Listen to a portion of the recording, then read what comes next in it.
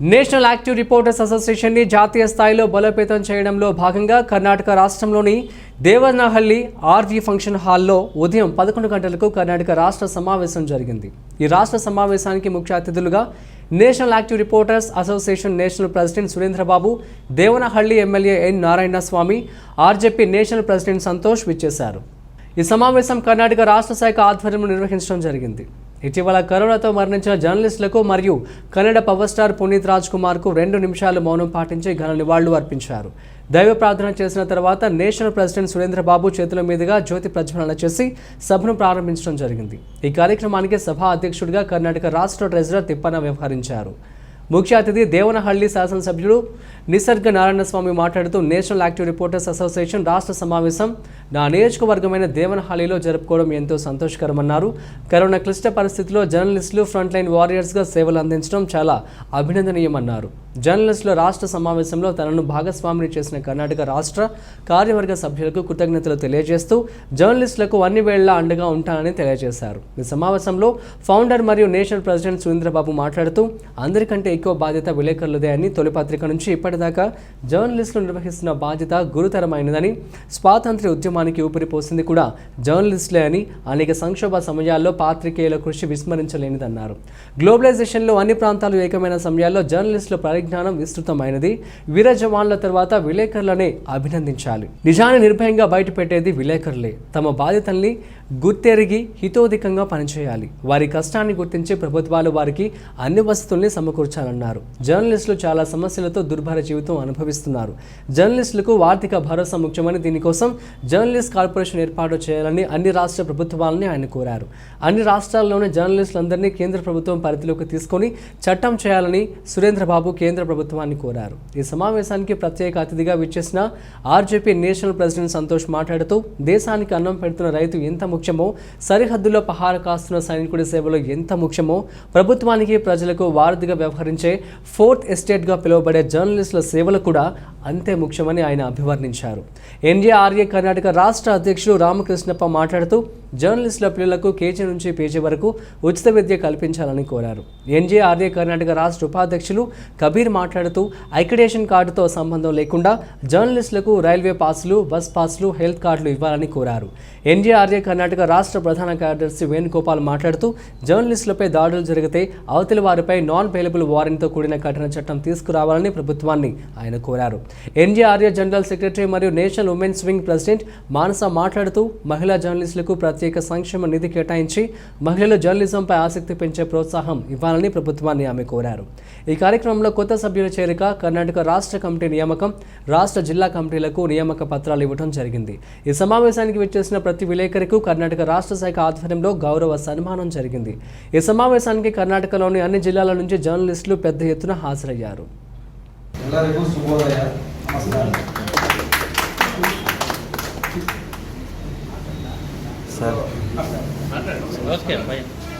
ఈరోజు దేవనహల్లిలో తెలంగాణ రాష్ట్ర కర్ణాటక రాష్ట్ర నేషనల్ యాక్టివ్ రిపోర్టర్స్ అసోసియేషన్ రాష్ట్ర సభను దేవనహల్లిలో ప్రారంభించడం జరిగింది.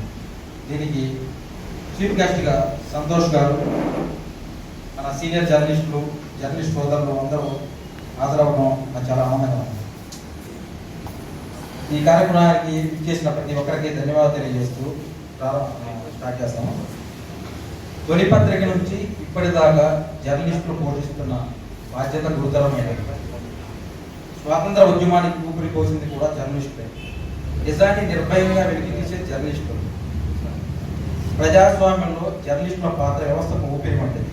అలాంటి జర్నలిజంను ఊపిరిగా భావించిన జర్నలిస్టులు సమాజంలో అసమానతలు తొలగించి సమాజ స్థాపన కోసం ఆర్ఎస్లో శ్రమిస్తున్నారు.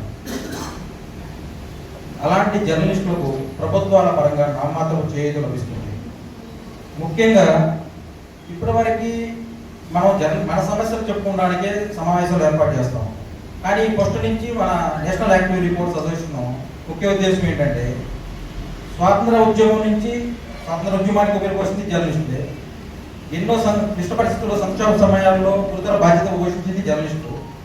అలాంటి పూర్వపు రోజుల్లో ఉన్న జర్నలిజానికి ఉన్న గౌరవాన్ని తిరిగి కాపాడడానికి వచ్చే జనరేషన్ కూడా అలాంటి జర్నలిజం విలువలను కాపాడడానికి కోసం ముందు మనం ప్రయత్నించాలి. జర్నలిజానికి విలువ ఉంటేనే జర్నలిస్టులకి గౌరవం ఉంటుంది. ఆ జర్నలిజం విలువను పెంపొందించడానికి మనం ముందుగా పోరాడాలి. ఆ జర్నలిజం విలువలు కాపాడాల్సిన బాధ్యత జర్నలిస్టుగా మనకు ఉండాలి. దీనికోసం మనం ముందు పోరాడుతున్నాం. ఇంకోవైపు జర్నలిస్టుల సంక్షేమం రక్షణే ముఖ్య లక్ష్యంగా ఉరుకులెత్తే యువరక్తంతో విశేష అనుభవం ఉన్న సీనియర్ జర్నలిస్టులతో కలిసి ఈరోజు నేషనల్ యాక్టివ్ రిపోర్ట్స్ అసోసియేషన్ అనే ఒక ఆర్గనైజేషన్ మనం స్థాపించడం జరిగింది. దీని ముఖ్య లక్ష్యం జర్నలిస్టులకి సంక్షేమం రక్షణ అందరికీ అందాలి, జర్నలిస్టుల జీవితాల్లో వెలుగులు నింపాలనే దాని మీదే మనం ఈ సంస్థని ఆవిర్భించడం జరిగింది. ముఖ్యంగా ఇప్పటివరకు జర్నలిస్టులు ఒక అంటే ప్యాషన్తో, దీంట్లో ఎక్కడో లాభాపేక్షతో దీంట్లో రాదు. కాన్ఫిడెన్స్ తగ్గించుకుంటే దాని ఫీల్ అయిపోతాం, రెప్యుటేషన్ లేదు, నేను ఒక చిన్న పత్రికలో చేస్తున్నాను, చిన్న ఛానల్లో చేస్తున్నాను అనే ఫీలింగ్తో మనం ఇట్లా ఓపెన్గా కొంతమంది షేర్ చేసుకోలేకపోతారు, కొన్ని ప్రోగ్రామ్స్కి వెళ్ళలేదు, ప్రెస్ నోట్లకి ప్రెస్ మీట్లకి వెళ్ళలేకపోతున్నారు. ముందు దీంట్లోంచి మనం బయటపడి జర్నలిస్టులు అనేవాళ్ళు ప్రభుత్వానికి ప్రజలకి ఒక వారధిగా పనిచేయడానికి మాత్రమే ఉన్నాం. సామాజిక చైతన్యం కల్పించడానికి కోసమే మనం ఈ ఫీల్డ్లోకి రావడం జరిగింది. దీంట్లో చిన్న పెద్ద తారతమ్యం లేకుండా కాన్ఫిడెంట్గా మనం ఎంచుకున్న విశ్లేషణమైన కథనాలతోటి ప్రజలకి వ్యవస్థలో ప్రక్షాళన చేయడానికి మనం మంచి కంటెంట్తో కూడిన వార్తలు అందిస్తే ఆ జర్నలిస్ట్ పేరును పరిగణలోకి తీసుకుంటారు తప్ప పేపర్ పేరు ఛానల్ పేరు చరిత్రలో ఉండదు. పేపర్లు పెద్ద పెద్ద వచ్చినాయి వెళ్ళిపోయినాయి, ఛానల్ వస్తున్నాయి వెళ్ళిపోయి ఇంకా చాలా వస్తున్నాయి, కానీ జర్నలిస్ట్ పేరు చరిత్రలో ఉంటుంది. దానికి మనం సామాజిక అంశాలు సామాజిక స్పృహ కలిగిన ఒక జర్నలిస్ట్ అయితే కంపల్సరీగా ఒక మంచి కంటెంట్తో ఒక వ్యవస్థను ప్రక్షాళన చేయడానికి ఆర్టికల్స్ అందించగలుగుతారు. ఆ ఆర్టికల్స్ అందిస్తే ఈ రోజు సమాజంలో పూర్వ రోజుల్లో ఉన్న జర్నలిస్టులకు ఉన్న విలువే వస్తుంది. ముందుగా మనం ఈ జర్నలిజంలోకి వచ్చినాక శిక్షణా తరగతిలో ఇలాంటివన్నీ పెట్టుకుంటున్నాం. ఇది నాకు కరెక్ట్ కాదు సార్. దీంట్లో సమాజ స్పృహ ఉండాలి, సామాజిక ప్రక్షాళన చేయాలి, నిజాన్ని నిర్భయంగా వ్యక్తిస్తే ధైర్యం ఉండాలి, ప్రభుత్వానికి ప్రజలకు వారధిగా పనిచేసే ఒక మన టైంను స్పెండ్ చేయాలి, మనం ఆర్థికంగా లాభాపేక్షలతో కూడిన లేకుండా మనం వచ్చేయాలి. ఇవన్నీ ఉంటేనే దీంట్లోకి రావాలి. దీంట్లోకి వచ్చినాక నాకు ఇట్లా జరగలేదు, లెక్కడేషన్ రాలేదు, ఇలా నాకు సైట్ రాలేదు అనే బాధ్యత బాగొద్దు. మనం వచ్చేది లాభాపేక్షలతో కాదు, మన సామాజిక స్వభావాన్ని సామాజిక చైతన్యం కోసమే వచ్చాం. ముందు అది గుర్తుపెట్టుకోం.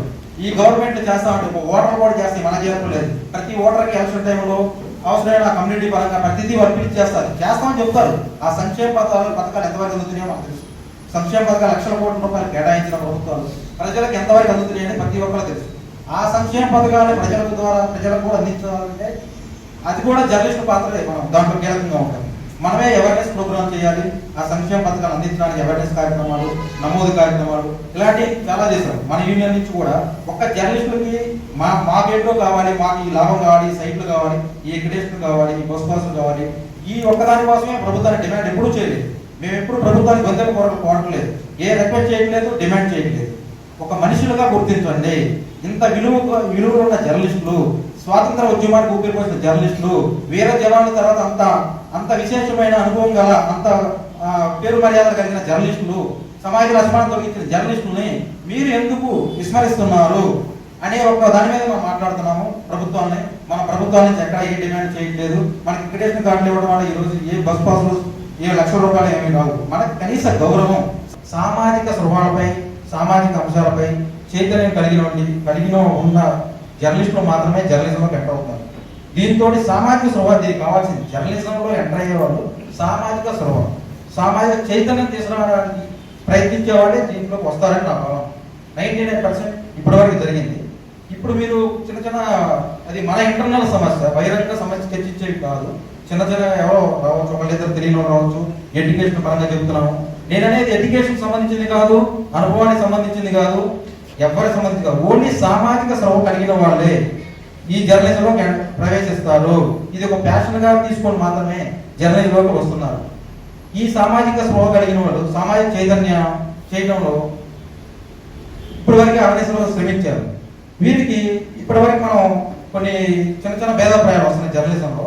ఈ పెద్ద పత్రికలు, చిన్న పత్రికలు, satellite channel, YouTube channel, web channel, ఇలాంటి ఛానల్స్ ఈ భేదాభిప్రాయాలు ఈ మధ్యకాలంలో ప్రభుత్వాలే మనకు కనిపించాయని మేము భావిస్తున్నాం. మనకి ముందుగా ఏ పత్రికలో ఉన్నా ఏ ఛానల్లో ఉన్నా మన జర్నలిస్ట్. ఈ రోజు 20 years మనం పెద్ద సర్క్యులేషన్ ఉన్న పేపర్లో వర్క్ చేయొచ్చు. లేదా శాటిలైట్ రెగ్యులర్గా శాటిలైట్ టెలికాస్ట్ అయ్యే 20 ఇయర్స్ వర్క్ చేయొచ్చు. మనకి ఎంత ప్రాబ్లం అవ్వచ్చు, వయసు రీత్యా మనం రిటైర్ అయినా కూడా, అంటే రిటైర్మెంట్ అనేది జర్నలిజానికి ఉండదు. మనం ఒకవేళ ఇంట్లో రెస్ట్ తీసుకున్నా సరే మనకు సామాజిక స్పృహ కలిగిన మనము సామాజిక చైతన్యం చేయడానికి ప్రయత్నిస్తూనే ఉంటాం.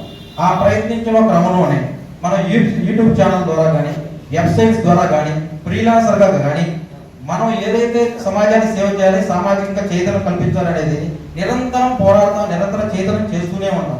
దీనివల్ల నేను చెప్పేది ఏంటంటే జర్నలిస్ట్ అనేవాళ్ళు మనం ఒకసారి దీంట్లో ఎంటర్ అయినాక మనం చివరిదాకా జర్నలిస్ట్గానే పోతాం. దీంట్లో ఎక్కడేషన్ ఉన్నప్పుడే జర్నలిస్టులు, ఎక్కడేషన్ లేని రోజు జర్నలిస్టులు కాదు. పెద్ద పత్రికల్లో సర్క్యులేషన్ ఎక్కువ ఉన్న దాంట్లో చేస్తేనే జర్నలిస్టులు, సర్క్యులేషన్ లేని దాంట్లో జర్నలిస్టులు అనే దాంట్లోంచి ముందుగా మనం బయటపడాలి. మనం కాన్ఫిడెంట్ గా ఉంటే ఎవరికి తెలియదు, మనమే ఒక We are not a guest here. We are the one of the people in you. We will be always with you. We will be in the front line. Be with us. We will show the power of the journalism in a cold war world, not in a revolution, not in a hot war world. We will be with you always 24/7. Sir will give you the number to everyone. You can call at any time if you have any problem. Just please tell us. Just ping us. Sir, this is a problem of us. We will know that in Karnataka, I don't know all the people you know that. At the midnight of 2 o'clock, one person is going for the reporting for the drugs. He got a call that, but without anything, he is going on the road. At the meantime, police had been stopped him. And why you are going? Where you are going? I am a journalist. So what? Do you have an accreditation? Accreditation is nothing but is a journalist. Why we are giving the management? Why giving the ID card to you? That is the journalism power. Accreditation is not a power. Accreditation is a simple identification for the welfare of the government, not for the journalist and not for the management. What the management ID card is given to the people is the power one. That is the powerful one. Please don't be bad about these all the things. We are here. We will be with you always 25%. Just ping us, sir. Sir, this is a problem we are facing in so and so place. We will be there. Within the one day, we will be here and we will fight for that program. We will fight for that. So don't think that we will come for the guest and we will go back and we won't come back. Don't think that. We will be here by monthly 2 times or 1 time. We will visit to the Bangalore, Karnataka, Mysore and every the district, and we will solve all the problems. And we will meet MPs, MLAs, ministers and the dignitaries of all the state up to the national level, and we will tell our problems in the Cold War wide. We will make a revolution for the journalists. Alright, we will make only historical journalism. We can know the decades of 20 years, 2 decades before, what is a journalist, how the journalist was, now what is a journalism. So we want to make the historical journalism. That's why we are here. So what sir had been told, sir had been told that we will solve every problem. We will make a solution for them. We are giving the representation to them. This is a cold war. For every point, government has to tell the answer. Every point. So let's read all the points and ask your people. Ask the government.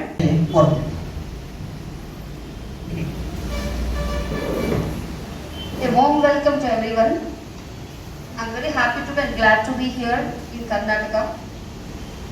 Especially this is a dais with a full of our guests, hopes of the society and future of the society. And the stage deputies of National President and Founder Pandit Surendra Babu Garu, and RJP National President Santosh ji, and Ramakrishna ji, Kabir ji, Venugopal ji, and Tippala ji, and other dignitaries and dignitaries of guests. A warm welcome and thanks for every journalist for coming here and making a success of our program. This is our right. We want to open our mouth and we want to show our right and we want to fight for our rights. Especially National Actor Reporters Association is established in 2016, where that Pandit Surendra Babu Garu has been worked before as a reporter, and he faced a lot of struggles, and then he set up 2010 Varta Prapancham daily paper, and he faced so many problems there, and he had gotten off the Bharatna TV channel. And why won't we fight for our rights, and why won't open our voice? Simultaneously, he opened an National Actor Reporters Association, and it is successfully, we are into the people and we are working, and this is only the main motto is protection and welfare of the journalist. This is the main motto of NARA. We are working successfully into the 7 to 8 states of our India, and we are, only one thing I am suggesting to everyone, that this is our right. Every people is fighting for their rights of the, as a, why won't we fight for the long lasting, for our children, for the future? Only one thing I am telling you all people, just we can fight for our rights for the corporation of journalism. Corporation of journalism is a setup of the journalist, and if we maintain the corporation of the journalism, we won't worry about the financial problems, accreditation problems, bus pass, train pass, वगैरह वगैरह, because it will be set up with a certain community of the members like minister, collector, and the committee of the state deputies of INPR. So we will combine our problems with the circumstances of our corporation. And meanwhile, we are people seeing this Karnataka is some little bit far away from the Andhra Pradesh and Telangana, and some. This is my right. Why you are not giving? So if you forward your step, 10 members will be back of you. Okay, don't fear that. Association was back of you. Don't forget. Surendra Babu ಅವರು ನೀರಿನ ಹಿಡಿದ ನಮ್ಮಿಂದ ಪತ್ರಕರ್ತರ ಬಗ್ಗೆ ಯಾಕಂತಂದ್ರೆ ಅನಿವಾರ್ಯ ಕಾರ್ಯಗಳಿಂದ ತಿಳಿದುಕೊಂಡಾರೆ. ಕಾರ್ಯಗಳಿಂದ ಪತ್ರಕರ್ತರ ಸಂಘದಲ್ಲಿ ಏನು ಮಾಡ್ತಾರೆ, ಬೇರೆಯವ್ರನ್ನ ಸೇರಿಸೋದಿಲ್ಲ. ಯೂಟ್ಯೂಬ್ ಚಾನಲ್ಸ್ ಆಗಿರ್ಬೋದು, ಪತ್ರಿಕಾ ಮಾಧ್ಯಮದವರಾಗಿರ್ಬೋದು, ಪ್ರತಿಯೊಬ್ಬರನ್ನು ಕೆಳಗಿಳಿಸ್ತಾ ಬರ್ತಾ ಇದೆ. ನಾವು ಸುಮಾರು ಒಂದು ಸಂಘಟನೆಗಳನ್ನು ಬಂದಿರೋದು ನೋಡಿದ್ದೀವಿ, ಬೆಳೆದಿರೋದು ನೋಡಿದ್ದೀವಿ. ಸುಮ್ಮನೆ ನಾಮಪತ್ರಕ್ಕೆ ಒಂದು ಸಂಘಟನೆ ಉದ್ಘಾಟನೆ ಆಗುತ್ತೆ, ಒಂದೆರಡು ದಿವಸ ಎಲ್ಲವನ್ನೂ ಸೇರಿಸ್ಕೊಡ್ತಾರೆ, ಮತ್ತೆ ಏನಾಗುತ್ತೆ ಅಂತಂದ್ರೆ ಅದು ನಿಲ್ಲಿಸ್ತಾರೆ. ಸಂಘಟನೆಗೆ ಹೇಳ್ಕೊಳ್ಳೋಂಥ ಬಲಪಡಿಸೋದಕ್ಕೂ ಆಗೋದಿಲ್ಲ, ಯಾವುದಕ್ಕೂ ನಾವು ಕುಳಿತುತ್ತೇನೆ ಒಳಗಾಗ್ತಾ ಇರ್ತೀವಿ. ಇದು ನಾರಾಯಣದ್ದು ಆ ರೀತಿ ಆಗಬಾರ್ದು ಅನ್ನೋದು ನನ್ನ ಒಂದು ಬಯಕೆ. ಯಾಕಂತಂದ್ರೆ ಪ್ರತಿಯೊಬ್ಬರಿಗೂ ಅರ್ಥ ಬರುತ್ತೆ. ನಾರಾಯಣವರು ಸುಮ್ಮನೆ ನಮ್ಮ ಬದುಕೇನೋ ಇನ್ನೂ ನಿಮ್ಮಿಂದ ನಾವಿದ್ದೀವಿ, ಪತ್ರಕರ್ತರು ಪ್ರತಿಯೊಬ್ಬರು ಇದರಲ್ಲಿ ಇಷ್ಟು ಜನ ಪತ್ರಿಕಾ ಮಿತ್ರರು ಇದ್ದಾರೆ, ಮಾಧ್ಯಮ ಮಿತ್ರರು ಇದ್ದಾರೆ, ಪ್ರತಿಯೊಬ್ಬರು ಕುಳಿತು ಒಳಗಾಗಿರೋದು ಇದ್ದಾರೆ. ಯಾಕಂದ್ರೆ ಕಾರ್ಯಕರ್ತ ಪತ್ರಕರ್ತರ ವಿಶೇಷತೆ ಏನು ಅಂತಂದ್ರೆ ಅವ್ರದೇ ಆದಂತ ಒಂದು ಕಾರ್ಯಕರ್ತ ಪತ್ರಕರ್ತ ಸಂಘದ ಒಂದು ದೊಡ್ಡ ಬೆಳೆಯಾಗಿರುತ್ತೆ. ಅಲ್ಲಿ ಹೋಗೋದು ಎಲ್ಲ ಮೀಟಿಂಗ್ ಮಾಡೋದು ಪ್ರತಿಯೊಬ್ಬರಲ್ಲಿ ಆಗ್ತಾ ಇರುತ್ತೆ. ಆದರೆ ಬಟ್ ನಮ್ಮಿದ್ರಲ್ಲಿ ಯಾರಿಗೂ ಆಗಿಲ್ಲ. ನಾವು ದುಡ್ಡುಕೊಂಡು ಒಳಗಾಗಿದ್ದೀವಿ. ನಾವು ಪತ್ರಕರ್ತರ ಸಂಘದಲ್ಲಿ ನಾವು ಹೋಗದ ದುಡ್ಡು ಒಳಗಾಗಿ ಸುಮಾರು ವರ್ಷಗಳಿಂದ ಜರ್ನಲಿಸಮ್ ಆಗಿದೆ, MBA ಮಾಡಿದ್ದೀವಿ, ಜರ್ನಲಿಸಮ್ ಆಗಿದೆ. ಆದ್ರೂ ಸುಮಾರು ವರ್ಷಗಳಿಂದ 2001 2002 ನಾವು ಬಂದವರು ಜರ್ನಲಿಸಮ್ ಫೀಲ್ಡ್.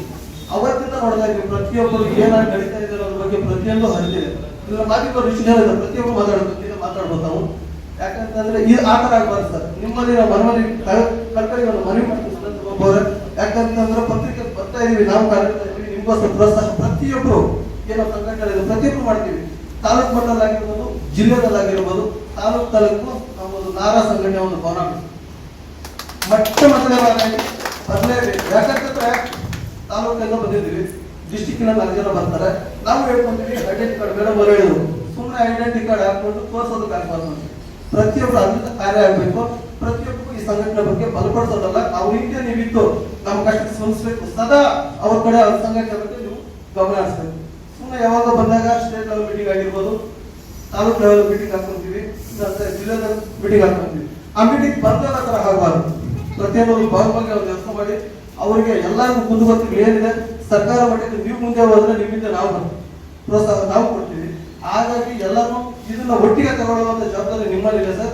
ನೀವು ಇದಕ್ಕೆ ಯಾವುದಕ್ಕೆ ಅವಕಾಶ ಮಾಡಿಕೊಡದೆ ನಮ್ಗೆ ಸಪೋರ್ಟ್ ಇರ್ತೀರಾ ಅಂತ ಹೇಳ್ಬಿಟ್ಟು ನಾನು ನಂಬಿದ್ದೀನಿ ಸರ್. ಈ ಒಂದು 2 ಮಾತು ಮಾತಾಡೋಕೆ ಅವಕಾಶ ಕೊಟ್ಟ ಪ್ರತಿಯೊಬ್ಬರಿಗೂ ಸ್ಟೇಜ್ ಮೇಲೆ ಇರೋಂಥವ್ರಿಗೂ ನಮ್ಮ ಮುಂಭಾಗದಲ್ಲಿ ನಿಂತ್ರೋದು ಇರುವಂಥವ್ರು ಎಲ್ಲರಿಗೂ ಅನ್ಸುತ್ತೆ ನನ್ನ ಧನ್ಯವಾದಗಳು. ಧನ್ಯರು. ಹಾಗೆ ಈ ಕಾರ್ಯಕ್ರಮಕ್ಕೆ ಬಂದಿರತಕ್ಕಂಥ ನನ್ನ ಆತ್ಮೀಯ ಸ್ನೇಹಿತರೆಲ್ಲರಿಗೆ ವಂದನೆಗಳು ಸಲ್ಲಿಸುತ್ತಾ, ಫಸ್ಟ್ ಆಫ್ ಆಲ್ ನಾರಾ ಅನ್ನುವ ಸಂಸ್ಥೆ ಬಗ್ಗೆ ನಾನು ಒಂದು 4 ಮಾತುಗಳನ್ನು ನಿಮ್ಮ ಹತ್ತಿರ ಶೇರ್ ಮಾಡ್ಕೊಳ್ಳೋಕ್ಕೆ ಇಷ್ಟಪಡ್ತಾ ಇದ್ದೀನಿ. NARA ನಾರ ಅಂದರೆ ರಾಷ್ಟ್ರೀಯ ಸಕ್ರಿಯ ವರದಿಗಾರರ ಸಂಘ ಅಂತ ಕನ್ನಡದಲ್ಲಿ ಮೀನಿಂಗ್ ಬರುತ್ತೆ. ಇವ್ರದ್ದು ಮೇನ್ ಮುಖ್ಯ ಉದ್ದೇಶ ಏನಂದರೆ ಟೋಟಲ್ಲು ಇವ್ರದ್ದು ಒಟ್ಟಾರಿಗೆ 26 ಡಿಮ್ಯಾಂಡ್ಸ್ ಇದ್ದಾವೆ. ಸೊ ಅದರಲ್ಲಿ ಮುಖ್ಯವಾಗಿರತಕ್ಕಂಥ ಕೆಲವು ಪಾಯಿಂಟ್ಸ್ ತಮ್ಮ ಹತ್ರ ನಾನು ಶೇರ್ ಮಾಡೋದಕ್ಕೆ ಇಷ್ಟಪಡ್ತಾ ಇದ್ದೀನಿ. ಮೊದಲನೇದಾಗಿ, ಈಗ ನಮ್ಮೆಲ್ಲರಿಗೆ ಗೊತ್ತಾಗಿರುವುದೇ ಕರೋನಾ ಮಹಾಮಾರಿ ಸುಮಾರು ವರ್ಷಗಳಿಂದ ನಮ್ಮ ಇಡೀ ವಿಶ್ವನ್ನೇ ಶೇಕ್ ಮಾಡಿರತಕ್ಕಂಥ ಒಂದು ಡಿಸೀಸ್ ಅದು. ಈ ಕರೋನಾಯಿಂದ ಎಷ್ಟೋ ಕುಟುಂಬಗಳು ಅಂದರೆ ಲೈಕ್ ವರದಿಗಾರರ ಕುಟುಂಬಗಳು ಎಷ್ಟೋ ಇದ್ದಾವೆ. ಫಾರ್ ಎಕ್ಸಾಂಪಲ್ ನಮ್ಮ ದೇವನಹಳ್ಳಿ ತಾಲೂಕಲ್ಲಿ ಮಿನಿಮಮ್ ಒಂದು 5 ರಿಂದ 10 ಕುಟುಂಬಗಳು ಎಷ್ಟೋ ಸಫರ್ ಆಗಿದ್ದಾವೆ. ಅದರಲ್ಲಿ ಅವರಿಗೆ ಕುಟುಂಬಗಳಿಗೆ ಆಗಿರತಕ್ಕಂಥ ನಷ್ಟವನ್ನ ಸರ್ಕಾರಿ ಗಮನಿಸಿಬಿಟ್ಟು ಅವರಿಗೆ ಏನೋ ಒಂದು ನ್ಯಾಯ ಮಾಡಬೇಕನ್ನೋದು ನಮ್ಮದು ಪ್ರಧಾನ ಮೊದಲನೇ ಡಿಮ್ಯಾಂಡ್ ಅಂತ ನಾನು ಹೇಳಕ್ಕೆ ಇಷ್ಟಪಡ್ತೀನಿ. ಎರಡನೇದೇನೆಂದರೆ, ಕೇಂದ್ರ ಸರ್ಕಾರ ಗುರುತಿಸಿರತಕ್ಕಂಥ ಲಿಸ್ಟ್ನಲ್ಲಿ ವರದಿಗಾರರು ಕೂಡ ಸೇರಬೇಕು ಅನ್ನೋದು ಎರಡನೇ ಪಾಯಿಂಟು. ಮೂರನೇದು, ಕರೋನಾ ಟೈಮಲ್ಲಿ ಡಾಕ್ಟರ್ಸು, ಪ್ಯಾರಾಮೆಡಿಕಲ್ಸು, ಪೊಲೀಸು ಮತ್ತು ಸ್ಯಾನಿಟರಿ ವರ್ಕರ್ಸ್ಗೆ ಒಂದು ಅವಕಾಶ ಕಲ್ಪಿಸಿದ್ದಾರೆ. ಹಾಗೆ ಆ ಲಿಸ್ಟ್ನಲ್ಲಿ ನಮಗೆ ವರದಿಗಾರರನ್ನು ಕೂಡ ಸೇರಿಸಬೇಕು ಅನ್ನೋದು ಸೆಂಟ್ರಲ್ ಗವರ್ಮೆಂಟ್ಗೆ ನಾವು ಡಿಮ್ಯಾಂಡ್ ಮಾಡ್ತಾ ಇದ್ದೀವಿ. ನೆಕ್ಸ್ಟ್, ಕರೋನಾ ಮಹಾಮಾರಿ ಸಾಧಾರಣ ಪರಿಸ್ಥಿತಿಗೆ ಬರೋವರೆಗೆ ಪ್ರತಿಯೊಂದು ವರದಿಗಾರರ ಕುಟುಂಬಕ್ಕೆ ಒಂದು ಸಂಬಳ, ತಿಂಗಳು ಒಂದು ಸಂಬಳವನ್ನ ಸರ್ಕಾರ, ಸೆಂಟ್ರಲ್ ಗವರ್ಮೆಂಟ್ ವ್ಯವಸ್ಥೆ ಮಾಡಬೇಕು ಅನ್ನೋದು ನಮ್ಮ ಡಿಮ್ಯಾಂಡು.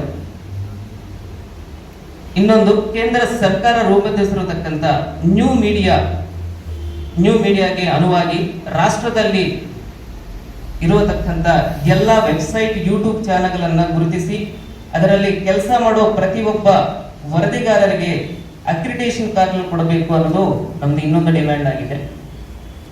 ಇನ್ನು ಆರನೇದಾಗಿ, ವರದಿಗಾರರನ್ನ ಕಾರ್ಪೊರೇಷನ್ ಪ್ರತಿಪಾದಿಸಿದ ವರದಿಗಾರರ ಆರ್ಥಿಕ ಸಹಾಯವನ್ನು ಕಲ್ಪಿಸಬೇಕು ಅನ್ನೋದು ಇನ್ನೊಂದು ಡಿಮ್ಯಾಂಡ್ ಆಗಿದೆ.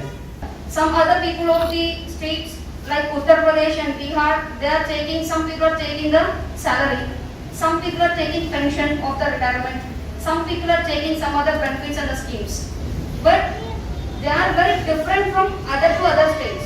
So if we make the journalism has a centralization, so all the India will be benefited only one scheme. What the Andhra Pradesh is benefiting journalists, the Karnataka will benefit that. What the Telangana is benefiting, Karnataka will benefit that. Other states equally they will maintain the spur. Your journalism, your right, your channel. Only one thing I can tell you that how the sun is very important for the vitamin D.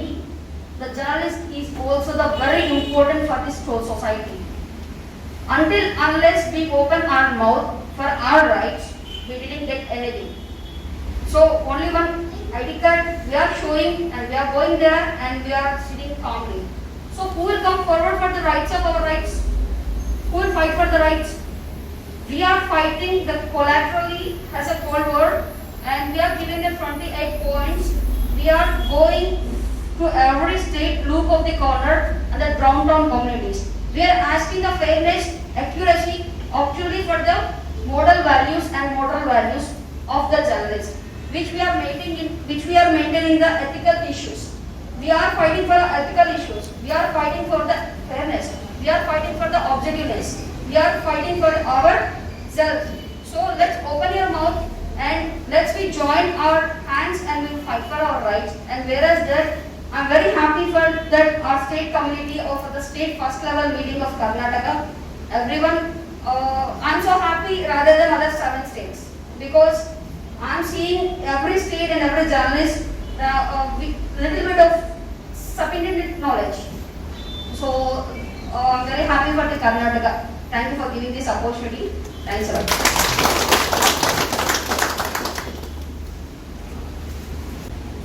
ಆತ್ಮೀಯರು, ನನ್ನ ಒಡನಾಡಿಗಳು, ಈ ಸಮಯದಲ್ಲಿ ಪ್ರಪ್ರಥಮವಾಗಿ ನಮ್ಮ ನಾರಾ ಅಸೋಸಿಯೇಷನ್ನ ಸಂಸ್ಥಾಪಕರು, ನಮ್ಮ ರಾಜ್ಯಾಧ್ಯಕ್ಷರಾದಂಥ ನಮ್ಮ ಆತ್ಮೀಯ ಗುರುಗಳಿಗೆ, ದೇವನಹಳ್ಳಿ ತಾಲೂಕು ಮತ್ತು ದೇವನಹಳ್ಳಿ ತಾಲೂಕಿನ ಜನತೆಯಿಂದ ಮತ್ತು ನಮ್ಮೆಲ್ಲ ರಾಜ್ಯದ ಪದಾಧಿಕಾರಿಗಳ ಪರವಾಗಿ ಅವರಿಗೆ ಭವ್ಯ ಸ್ವಾಗತವನ್ನು ಬಯಸ್ತಾ ಇದ್ದೀವಿ ಹಾಗೂ ಅವರಿಗೆ ಅಭಿನಂದನೆಗಳನ್ನು ನಾವು ಸಲ್ಲಿಸ್ತಾ ಇದ್ದೀವಿ. ಅವ್ರ ಜೊತೆಯಲ್ಲಿ ಬಂದಿರತಕ್ಕಂಥ ನಮ್ಮ ಮೇಡಮ್ ಅವರು, ಅವ್ರ ಜೊತೆಯಲ್ಲಿ ಬಂದಿರತಕ್ಕಂಥ ವೇದಿಕೆ ಮೇಲೆ ಆಸೀನರಾಗಿರ್ತಕ್ಕಂಥ ಪ್ರತಿಯೊಬ್ಬರಿಗೂ ಕೂಡ ನಾವು ಅವರಿಗೆ ವಂದನೆಗಳನ್ನು ನಾವು ತಿಳಿಸ್ತಾ ಇದ್ದೀವಿ. ಮತ್ತು ಮುಂಭಾಗದಲ್ಲಿ ಕೊಡ್ತಿರುವಂಥ ನನ್ನ ಆತ್ಮೀಯರು, ನನ್ನ ಸ್ನೇಹಿತರು ತುಂಬ ಪ್ರಾಂತ್ಯಗಳಿಂದ ಇಲ್ಲಿಗೆ ಆಗಮಿಸಿದ್ದಾರೆ. ದೊಡ್ಡಬಳ್ಳಾಪುರ, ವಿಜಯಪುರ ಮತ್ತು ದೇವನಹಳ್ಳಿ ಎಲ್ಲ ಮುಂಭಾಗದಲ್ಲಿರುವಂಥ ಪ್ರತಿಯೊಬ್ಬರಿಗೂ ಕೂಡ ನಾವು ಈ ಸಮಯದಲ್ಲಿ ನಮ್ಮ ವೇದಿಕೆ ಪರವಾಗಿ ನಿಮಗೆ ಸ್ವಾಗತವನ್ನು ನಾವು ವಂದನೆಗಳನ್ನು ನಾವು ತಿಳಿಸ್ತಾ ಇದ್ದೀವಿ. ಯಾಕಂದರೆ ಈ ಒಂದು ಸಮಯದಲ್ಲಿ ಕರ್ನಾಟಕ ರಾಜ್ಯದಲ್ಲಿ ಪತ್ರಕರ್ತರು ದಿನನಿತ್ಯ ಹೆಚ್ಚುವರಿ ಆಗ್ತಾ ಇದ್ದಾರೆ. ಯಾಕಂದರೆ ಈ ಒಂದು ಭ್ರಷ್ಟಾಚಾರಗಳನ್ನು ಮತ್ತು ಈ ಒಂದು ರಾಜ್ಯದಲ್ಲಿ ನಡೀತಾ ಇರ್ತಕ್ಕಂಥ ಮೋಸ, ಸುಳ್ಳು ಎಲ್ಲ ಸಮಸ್ಯೆಗಳನ್ನ ಒಂದು ನಾವು ಅದನ್ನ ಪ್ರಚಾರ ಕೊಡಬೇಕು. ಪ್ರತಿಯೊಬ್ಬರಿಗೂ ಮನುಷ್ಯರು ಮಾಡುವಂತ ಪ್ರತಿಯೊಂದು ಗೊತ್ತಾಗಬೇಕು. ಆ ಪ್ರಚಾರದಲ್ಲಿ ಜನರಿಗೆ ಒಂದು ಜಾಗೃತಿ ಮೂಡಿಸ್ಬೇಕು. ಜನರಿಗೆ ಏನು ಗೊತ್ತಿಲ್ವೋ, ಏನು ಕಾಣದಿಲ್ವೋ, ಏನು ಅವರಿಗೆ ಆ ವಿಷಯಗಳ ಬಗ್ಗೆ ನಿಷ್ಠೆಯಲ್ಲಿ ನಡೀತಿರ್ತಕ್ಕಂಥ ಭ್ರಷ್ಟಾಚಾರಗಳು ಎಲ್ಲ ಪೌರ ಕಾರ್ಮಿಕರಿಗೂ ಮತ್ತು ಕೆಲಸ ಮಾಡುವಂತಹ ಕಾರ್ಮಿಕರಿಗೆ ಏನಿವತ್ತು ಎಲ್ಲಾ ಭಾಗಗಳಲ್ಲಿ ಇವತ್ತು ಮೋಸ ಆಗ್ತಾ ಇದೆ, ಅದು ನಮ್ಮ ಪತ್ರಕರ್ತರು ಅದನ್ನ ಕೈಗೆತ್ಕೊಂಡು ಅದು ಇದ್ದಂತ ಸ್ಥಳಗಳಲ್ಲಿ ಅನ್ಯಾಯ ಆಗ್ತಾ ಇದೆ ಸಾರ್ವಜನಿಕರಿಗೆ ಅನ್ನುವಂಥ ಸುದ್ದಿಗಳನ್ನ ಇವತ್ತು ರಾಜ್ಯದಲ್ಲಿ ಅವರು ಕೊಡ್ತಾ ಇದ್ದಾರೆ. ಅದೇ ರೀತಿಯಲ್ಲಿ ಈ ಒಂದು ಎಲ್ಲ ಸಂಘಟನೆಗಳು ಒಂದೇ ರೀತಿಯಲ್ಲಿ ಇರೋದಿಲ್ಲ. ಒಂದೊಂದು ಸಂಘಟನೆಗೆ ಒಂದು ಉದ್ದೇಶ ಇರುತ್ತೆ. ಉದ್ದೇಶದ ಪೂರ್ವಕವಾಗಿ ನಾವು ಸಂಘಟನೆಗಳನ್ನ ಮಾಡಬೇಕು. ಕೆಲವರು ನೇಮಕ್ಕೋಸ್ಕರವಾಗಿ ಸಂಘಟನೆ ಮಾಡಿರ್ತಾರೆ ಮತ್ತು ಅವರ ಅಧಿಕಾರಕ್ಕೋಸ್ಕರವಾಗಿ ಸಂಘಟನೆ ಕಟ್ಟಿರ್ತಾರೆ. ಅವರ ಸಮಸ್ಯೆಗಳನ್ನ ಬಗೆಹರಿಸಿಕೊಳ್ಳುವುದಕ್ಕಾಗಿ ಅವರ ಒಂದು ಸಂಘಟನೆಗಳನ್ನು ಕಟ್ಟಿ ಜನರಿಗೆ ತೋರಿಸಿಕೊಳ್ಳುವಂತ ಕೆಲವು ಸಂಘಟನೆಗಳನ್ನು ಕೂಡ ಕೆಲಸ ಮಾಡ್ತಾರೆ. ಆದರೆ ರಾಮಕೃಷ್ಣಪ್ಪ ಸಾರ್ ಅವರು ನಿರಂತರವಾಗಿ ಅವರು ಈ ರಾಷ್ಟ್ರದಲ್ಲಿ ಕೆಲಸ ಮಾಡ್ತಾ ಇದ್ದಾರೆ. ಅವರ ಜೊತೆಯಲ್ಲಿರುವಂತಹ ಎಲ್ಲ ಸಹಸೇವಕರು ಕೂಡ ಕೆಲಸ ಮಾಡ್ತಿದ್ದಾರೆ ಅಂತ ನಮ್ಗೆ ಗೊತ್ತಾಯ್ತು. ಆಗ ನಾವು ಯೋಚನೆ ಮಾಡಿದ್ರೆ ಪತ್ರಕರ್ತರಿಗೆ ಬಲವಾದಂತ ಒಂದು ಸಂಘಟನೆ ಬೇಕು, ಬಲವಾದಂತ ಒಂದು ಮನೆ ಬೇಕು. ಆ ಮನೆಯ ಎಲ್ಲ ಗೋಡೆಗಳು ಮತ್ತು ಮೂಲೆಗಳಲ್ಲಿ ಗಟ್ಟಿಯಾಗಿರ್ತಕ್ಕಂಥ ಒಂದು ಕುಟುಂಬ ಆಗಬೇಕು ಅನ್ನುವಂತ ಒಂದು ಉದ್ದೇಶವನ್ನು ಇಟ್ಕೊಂಡು ನಾವು ಇದನ್ನ ಆಯೋಜನೆ ಮಾಡೋಣ ಅಂತ ನಾವು ಸರ್ ಅವ್ರನ್ನ ಮಾತಾಡ್ತಾ ಇದ್ವಿ.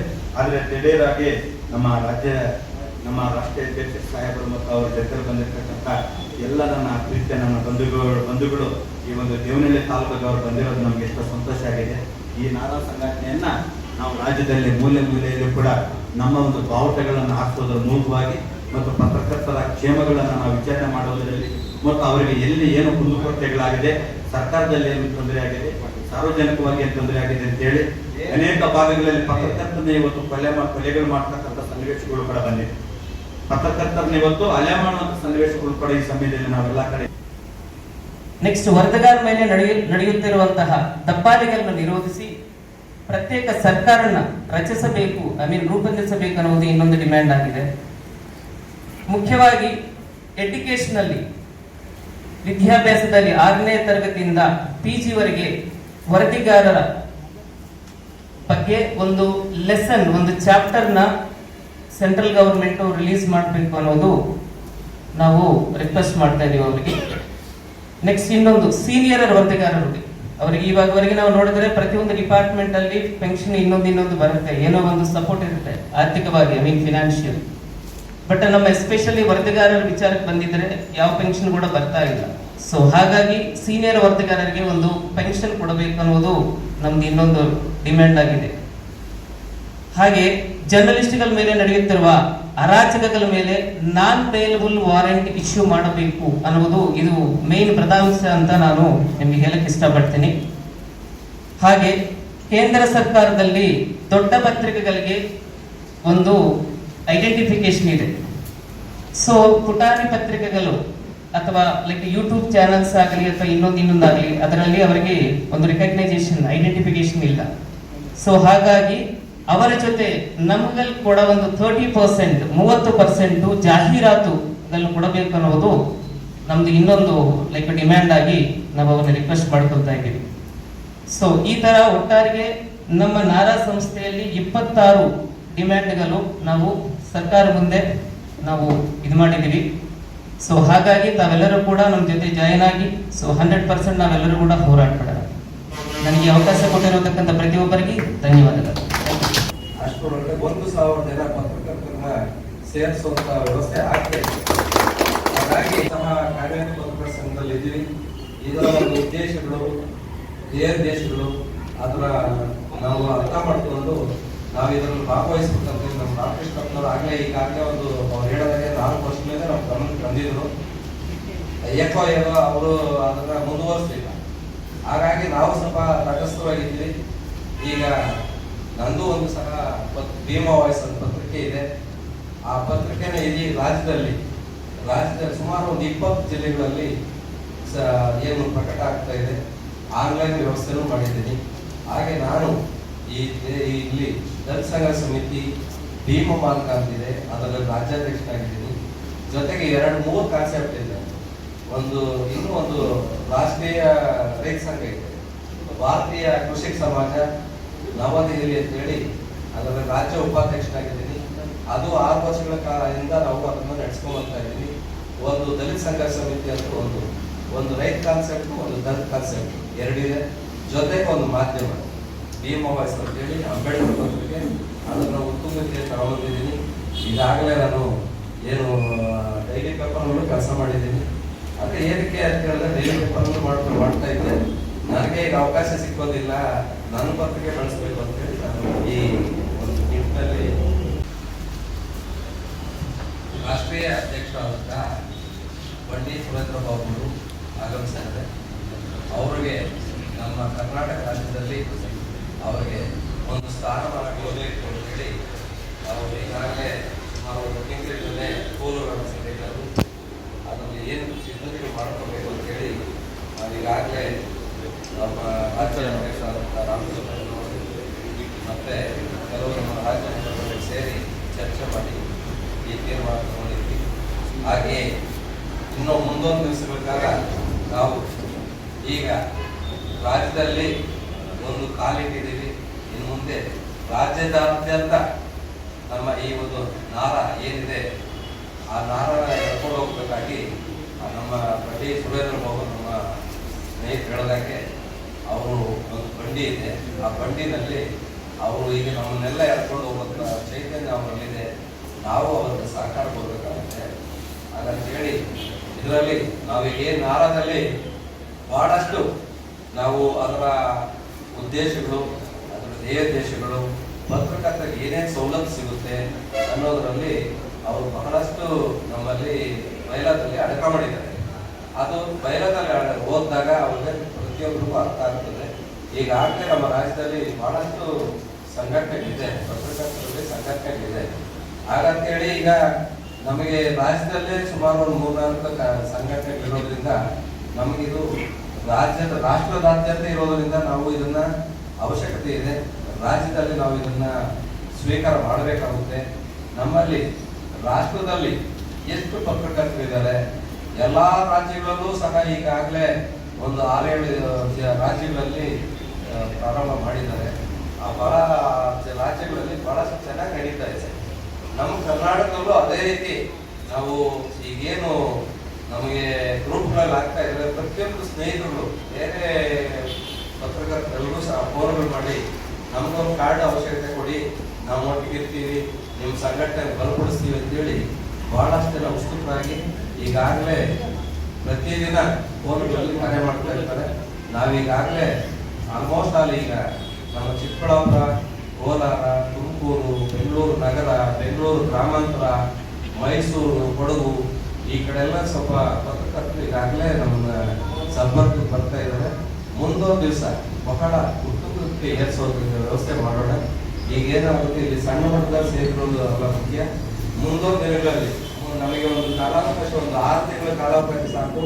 ಅಸೋಸಿಯೇಷನ್ ಅಂತ ಹೇಳ್ಬಿಟ್ಟು ಪ್ರಚಾರ ಆಗಿದೆ ಎಲ್ಲ ಕಡೆಗೂ. ಈಗಲೂ ಹಾಸನ, ಶಿವಮೊಗ್ಗದಿಂದ ಲೆಟರ್ಸ್ ನಮ್ಗೆ ಫೋನ್ ಕಾಲ್ಸ್ ಬರ್ತಾ ಇದೆ. ಸರ್ ಹೇಗೆ, ಏನು ನಿಮ್ಮ ಸಿದ್ಧಾಂತಗಳೇನು, ನಿಮ್ಮ ಬೈಲ ಏನು ಅಂತ ಹೇಳಿ ಕೇಳ್ತಾ ಇದ್ದಾರೆ. ನಮ್ಮ ಬೈಲ ಇಷ್ಟೇ, ಪತ್ರಕರ್ತರ ನೋವಕ್ಕಾಗಿ, ಪತ್ರಕರ್ತರ ಕ್ಷೇಮಕ್ಕಾಗಿ, ಪತ್ರಕರ್ತರ ಅಭಿವೃದ್ಧಿಗಾಗಿ, ಅವರ ಜೀವನಕ್ಕಾಗಿ ನಾವು ಸದಾ ನಿಮ್ಮ ಜೊತೆಲಿರ್ತೀವಿ. ನಿಮ್ಮ ಕ್ಷೇತ್ರಕ್ಕಾಗಿ ರಾತ್ರಿ ನಾವು ನಿಮಗೋಸ್ಕರ ಶ್ರಮ ಪಡ್ತೀವಿ. ನಿಮ್ಮ ಜೊತೆಲೆ ನಾವು ಜೀವನ ಮಾಡ್ತೀವಿ. ನೀವು ನಾವು ಸೇರಿ ಎಲ್ಲ ನಮ್ಮ ರಾಷ್ಟ್ರೀಯ ಅಧ್ಯಕ್ಷರು ನಿರಂತರವಾಗಿ ಅವರು ನಿಷ್ಠಿಲ್ಲ ಅವರಿಗೆ ರಾಷ್ಟ್ರಪತಿ, ಉಪರಾಷ್ಟ್ರಪತಿ, ಸೆಂಟ್ರಲ್ ಮಿನಿಸ್ಟರ್ ಎಲ್ಲರನ್ನೂ ಮೀಟ್ ಮಾಡೋರು. ಎಲ್ಲರನ್ನೂ ಮೀಟ್ ಮಾಡಿ ಮೆಮೊರಾಂಡಮ್ ಕೊಟ್ಬಿಟ್ಟು ಅನೇಕ ಸತಿ ಈ ರೀತಿ ಮೆಮೊರಾಂಡಮ್ ಸರ್, ಈ ರೀತಿ ಮೆಮೊರಾಂಡಮ್ ಪ್ರತಿಯೊಬ್ಬ ಮಿನಿಸ್ಟರ್ಗೂ, ಸೆಂಟ್ರಲ್ ಮಿನಿಸ್ಟರ್ಗೂ ಹೋಗಿ ಸರ್ ನಮ್ಮ ಸಮಸ್ಯೆಗಳಿಗಿದೆ, ಎಲ್ಲಾ ಸ್ಟೇಟ್ಗಳಲ್ಲಿ ನೀವು ಏನು ನಮ್ಮ ಪತ್ರಕರ್ತರಿಗೆ ಏನ್ ಮಾಡ್ತಾ ಇದ್ದೀರಾ, ಕರ್ನಾಟಕದಿಂದಾಗಲಿ ತೆಲಂಗಾಣದಿಂದಾಗ್ಲಿ ಅನೇಕ ಸಮಸ್ಯೆಗಳಿಂದ ಪಡಿತಾ ಇದ್ದಾರೆ ನಮ್ಮ ಪತ್ರಕರ್ತರು. ನಿಮ್ಮ ಸ್ಟೇಟ್ ಇಂದ ನಮ್ಮ